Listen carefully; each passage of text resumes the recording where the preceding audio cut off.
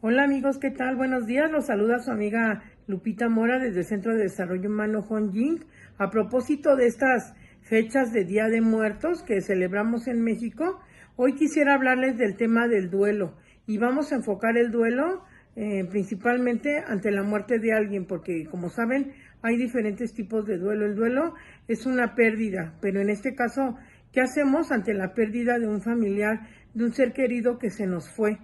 Por un lado tenemos como esa fe que nos dice, no, pues que va a estar en un lugar mejor, que va a estar con Dios, que ya no va a sufrir, que a lo mejor era su destino. Hay mil formas de tratar de aliviar el duelo, sin embargo, no podemos negar que es un golpe que nos da en el pecho y que nos atraviesa como una espada la ausencia de esa persona, saber que ya no va a estar ahí, extrañarlo, ver sus cosas, todo ese proceso de qué hacer con las cosas o qué hacer con los proyectos, qué hacer con los recuerdos. Y bueno, vamos a hablar que el duelo pues pasa por diferentes etapas. Para empezar, déjenme decirles que cada duelo es diferente.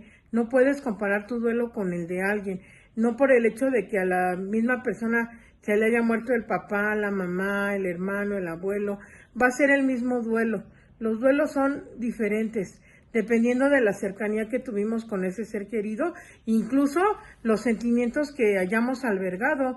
Por ejemplo, la culpa es una cuestión terrible cuando alguien se nos muere y se quedan sentimientos de culpa, o ese sentimiento de es que hubiera, porque el hubiera no existe, y lo que tú diste a esa persona es perfecto, lo que esa persona te dio es perfecto, fue como un acuerdo de almas. Entonces vamos a comenzar a analizar cuáles son esas etapas precisamente del duelo. La primera etapa del duelo es la negación, es el no creer que pasó, el cuestionarse por qué pasó, es que él hubiera, es que si no hubiéramos ido a tal parte, es que si lo hubiera llevado al doctor, es que si hubiera detectado su enfermedad, es que él hubiera, es como estar en esa etapa de negación, de no creer o pensar que esta persona todavía está viva, e incluso se oye por ahí en la casa. Todo esto es parte de la etapa de la negación. Entonces, es natural, cada duelo es diferente, como les decía yo. Es natural pasar por esta etapa de la negación. Y después viene la ira, ¿no? Viene el coraje de por qué él si era tan bueno, por qué esta persona si todavía estaba joven, por qué pasó esto de esta manera. Y es como enojarse hasta con el poder superior de decir, pero ¿por qué me quitas algo que yo amo tanto? Es una etapa natural en el duelo. Después viene la etapa de la negociación, que ahorita vamos a entrar en eso de la negociación, cómo gestionar ese duelo. Después viene una etapa de depresión donde realmente dejamos fluir la tristeza, ya no hay enojo ni hay negación, pero hay mucha tristeza y la estamos dejando fluir. Y finalmente viene ya la etapa de aceptación. Esa etapa de aceptación no hay un tiempo, o sea, algunos dicen que son 6 meses, pero puede demorar hasta 2 años. Y en esa etapa de aceptación, es decir, bueno, acepto, reconozco que esta persona ya cumplió su ciclo, que se fue, que me dolió muchísimo, pero pues ya tengo que seguir haciendo mis cosas, tengo que seguir viviendo mi vida, tengo que seguir adelante. Esto ya es una etapa de aceptación.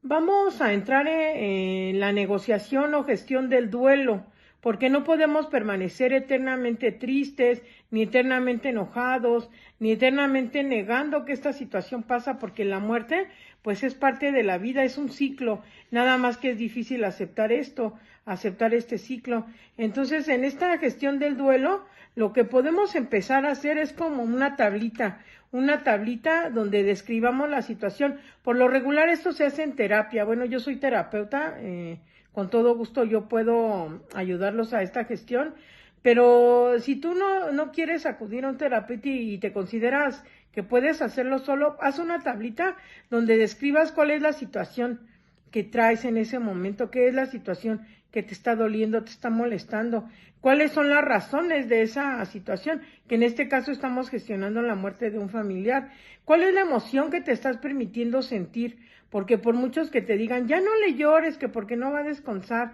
que ya no esto, ya no el otro, no, o sea, te tienes que dar permiso de sentir, identificar cuál es la emoción que estás sintiendo, si es tristeza, si es ira, si es depresión, si es angustia, qué es lo que estás sintiendo, y si estás enojado, y bueno, también cuáles son las acciones que tú estás realizando, si te estás aislando, si ya rompiste con tus principales actividades, tienes que reconocer qué efectos tienen esas emociones sobre tus acciones del día con día.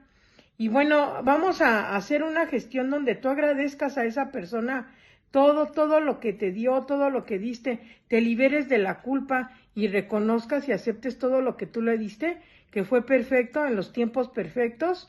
Y bueno, también cómo te puedes permitir sentir sin culpa. A lo mejor ya no siento tanta culpa, ya no me permito culparme por la muerte de una persona. Ahora, ¿qué me permito sentir? A lo mejor me permito sentir ya un poco de alegría, ya un poco de empezar a ver nuevos horizontes, ya empezar a vivir sin esa persona. Y hay que hacer un homenaje a esa persona, hay que honrar la vida de esa persona. ¿Cómo lo honras? O sea, ¿cómo podría ser una forma de honrarlo? Si puedes ir a su tumba, hacer un ritual de despedida, hacer algo así. Bueno, ahorita les cuento cómo es que yo gestiono todo eso.